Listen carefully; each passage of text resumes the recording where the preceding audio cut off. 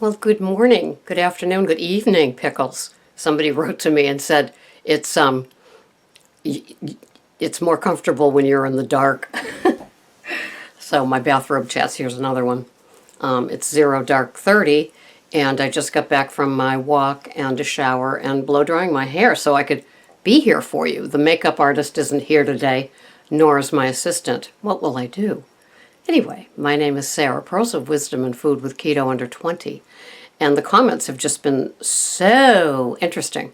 And on my walk today, there were two people with initials after their names talking about how they handle people with issues with behaviors and problems. And one patient was trying her darndest to give up eating something at night. And part of the routine of her and her spouse were to sit on the couch, eat this item, and watch TV. And now she's trying to go without eating this item, and her husband is continuing to eat the item. And so the male, initials after his name, said, well, that's so unsupportive. And the female initials said, yeah, well, you know, what I was telling her to do was, when she got home from work, to go into the house in a different door, so that automatically sets up the evening routine for change. And then when they were sitting on the couch and he was eating it and she wasn't, for her to sit where he usually sits. And the other initial after his name said, well, I don't know how that's going to work out long term.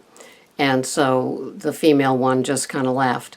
But we have a bistro table in our living area, and at the end of the primary meal, the dinner, I sit on the couch. And then the big screen TV is kind of tilted. And Greg sits at the bistro table still.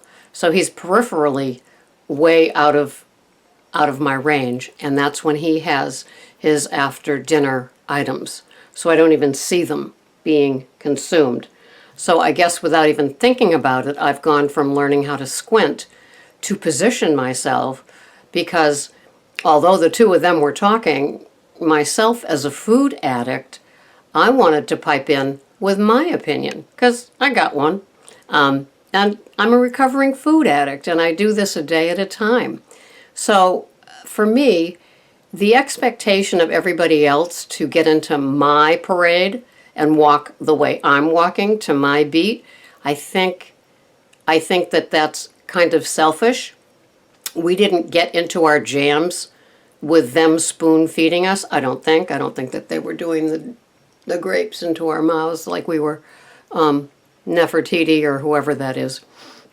So I kind of think that developing the tougher skin and brain to be around people that are partaking in some of our trigger foods, our foods that make us crave, and learning our own set of skills and our own coping mechanisms is necessary.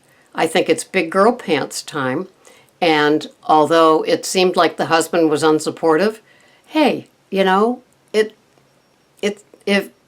it's none of her business what he can still eat. And I know that sounds rather crude and harsh, but the guy's not supposed to turn himself inside out because she's suddenly doing something like trying to give up a nighttime habit of eating something that she shouldn't. And there are no nighttime eatings that are shoulds, because every time you eat something, even if it's, cruciferous vegetables on a plate, you are spiking your insulin, and you're not getting the point of what the keto with intermittent fasting is all about.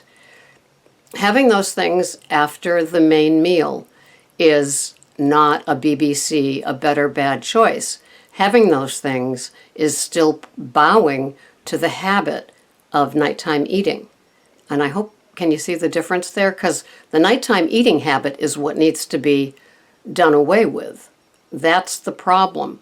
It's not the item you're eating and the contents of it. It's the nighttime eating. You should have enough fats and moderate protein in your evening meal to carry you to make you satisfied. Sometimes we have to white knuckle our way out of nighttime eating. It just, somebody else was struggling with it, or actually they had one night of victory.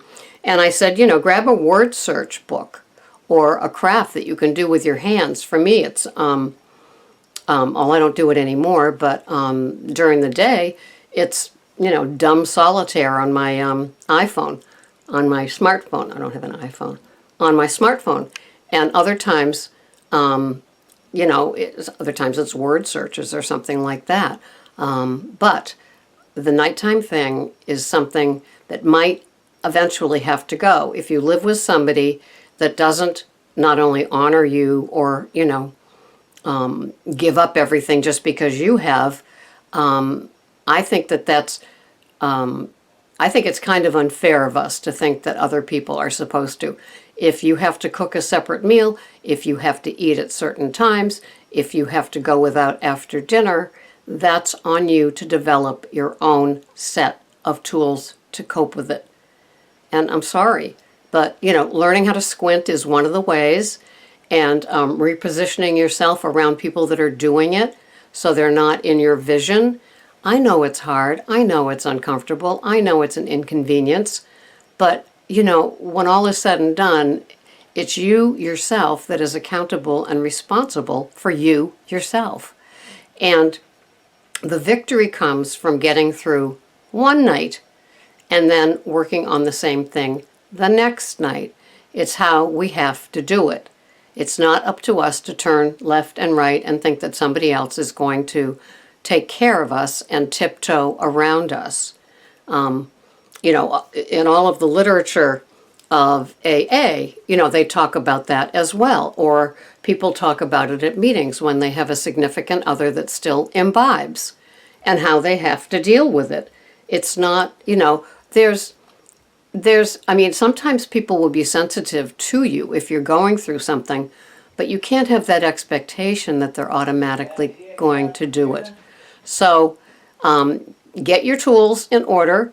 I have a lot of nighttime eating podcasts, so give a look to them and tell me what you think, or if you've gotten through it, how you do it. Thanks so much for watching. This has been Sarah, Pearls of Wisdom and Food with Keto and Nighttime Eating Habits That Have to Go. Thanks for watching. Bye-bye.